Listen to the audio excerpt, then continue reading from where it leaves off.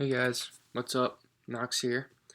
I am, I think I'm the candidate for this week. Let me make sure that's right. Yeah.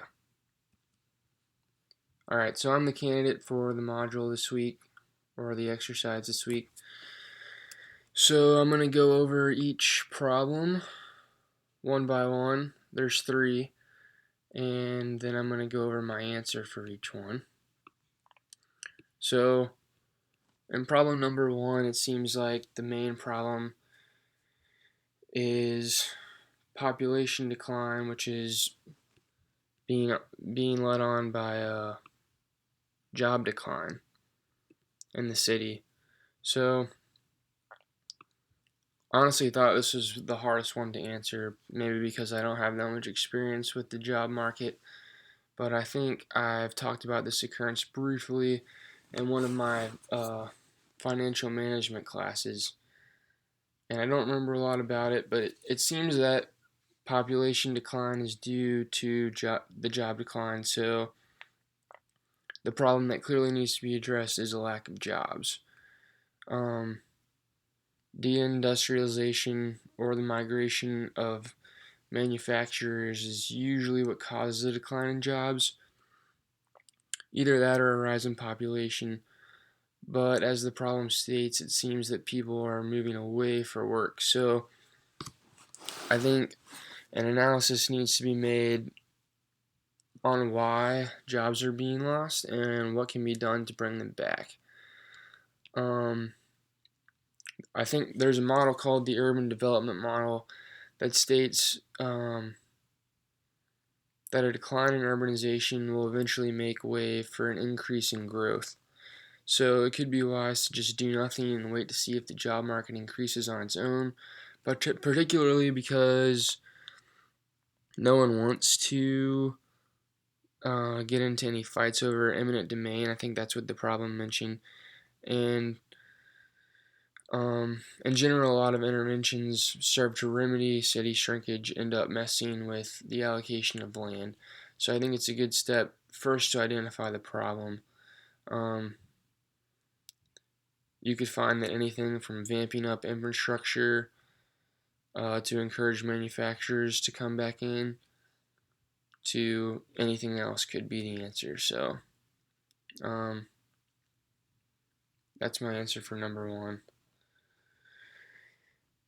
And in problem number two, it seems like the main issue was that the county wasn't paying the city funds that had been dispersed to them, or yeah, they weren't paying the city funds that were dispersed to them. So,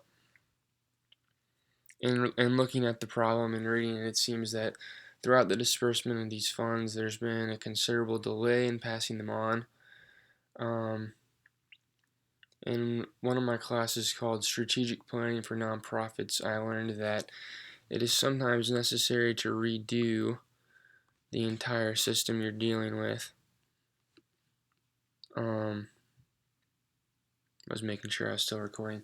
It's sometimes better to redo the entire system, to hire new people, to create a new work environment with a better goal-oriented atmosphere in order to foster more solidarity amongst people, amongst your employees. It seems that this issue is one either of apathy or inability, and either way it's going to require an in-depth look at the employees, at the county employees, and their workplace philosophy.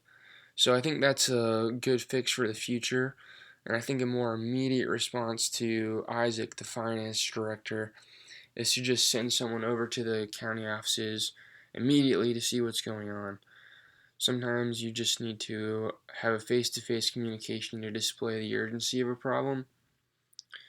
It can often be misinterpreted over the phone or through writing. So in problem number three,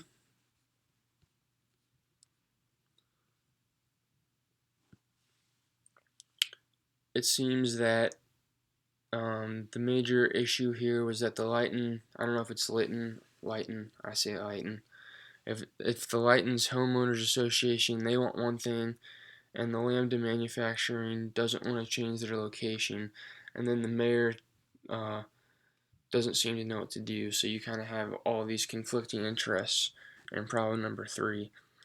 And I thought a good solution would be to kind of have them all come together for a little meeting. So in one of my classes, Public Organization Theory and Behavior, I dealt with several similar scenarios to this, um, in which various contenders in a particular setting had conflicting interests, and we found that the best way to deal with them was by brokering negotiations between the different players. So as a manager, I would ask the CEO of Lambda Manufacturing, the leader of the Lighton homeowners, and the mayor to meet with me to hash out some sort of arrangement and go over the particular details that are bothering everyone. The CEO can lay out his comments and concerns, the homeowners association can lay out theirs, and then the mayor can let us know like what are realistic options here.